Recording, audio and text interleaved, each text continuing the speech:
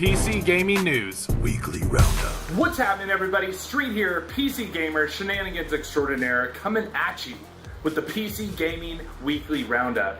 Now, my first video, I should say, covering gaming news, PC gaming news, was a little bit long, and I got a couple of people who are like, dude, you need to cut that down a little bit. So, I'm coming at you with the same style, but with only more important information, more mainstream information, I should say. I'm going to leave out a lot of the little releases that nobody knows about yet, and as they start progressing and maybe start hitting beta and stuff, I can start announcing of what's really going on in the PC gaming world. So, here we go.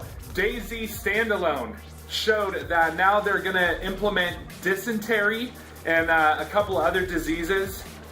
They also now have a suicide option, which is greatly appreciated because sometimes you're just fucking laying there bleeding out, just like, somebody help me with this. like I need help dying. And that can go for a lot of games, actually, I could say. They are going to have barricades, safe zones, and I think they're actually going to have like a service for like an official service on the HUD for when you need to call for help and do things. So they are taking a couple of things from War Z and a few other games right there. But it's cool. It's what we need. And a lot of people don't understand that having multiple games within this genre helps everybody, guys. It perfects the genre. It helps make the game better than its competitor, and they compete. It's not a monopoly, so we get advantages out of games taking stuff from each other. They all do. And not to say that DayZ Standalone took those specifically from War Z, because I'm a War Z player. I'm just saying that it's nice to see other games within the genre coming with some of the similar features, and who does it better is going to be the key, the real question. AMD is claiming that next generation consoles will be optimized for AMD hardware. They are using AMD hardware in both consoles, the Xbone and the PS4. So basically the way I'm looking at that, and many others, is more PC games will be optimized for AMD systems, and therefore the port will be a little less buggy and it'll help us AMD guys out a little bit. But I don't necessarily think that's going to be the case. Like, you're going to need to start buying AMD equipment. No, there's a lot of NVIDIA guys that have amazing cards, and I love NVIDIA's. But for the performance to price point, you can't beat an AMD graphics card, and there's some of us that don't have problems with the drivers, guys. Like, yeah, there's certain problems that come with both, and that's the only thing that really distinguishes between the two. Saints Row devs have said that they are going to release the modding tools. So not that there hasn't been a bunch of mods already for Saint Rows, but now they're going to have even more, so that's going to be pretty sweet. Dota 2 will be releasing this summer, so all you Dota 2 guys, be on the lookout for that. That game has its following, that's for sure, and I know a lot of you guys are excited for the official release, so that will be coming to you this summer. Also, the Battlefield 4 alpha trial has started for a few select people. Pretty tight about that. They started it June 17th, so you might start seeing a little bit more leaks of different aspects of Battlefield 4 coming out. I'm hoping to get into the closed beta. I got a couple of connections working on trying to get me a key, so hopefully I get something. That'll be sweet. System Shock 2 Source Restoration mod has actually been abandoned by the head developer, but what he did do is he did everybody a solid and he released it to the public, so the modding community can now come in, take those assets and work it to a finished product. And I know if you're like me, System Shock 2 is amazing, and I would love to see a restoration mod built on the new engine, so that'll be freaking sweet. I'm looking forward to that. Witcher 3 announces that it will be DRM free, which is cool, dude. I've never really had a big issue with the DRM stuff like many people have, but I know that it's a big issue, so I'm happy that that's going to be something additional that you can look forward to, is that you're not going to have the weird shenanigans that go down with DRM protected software sometimes.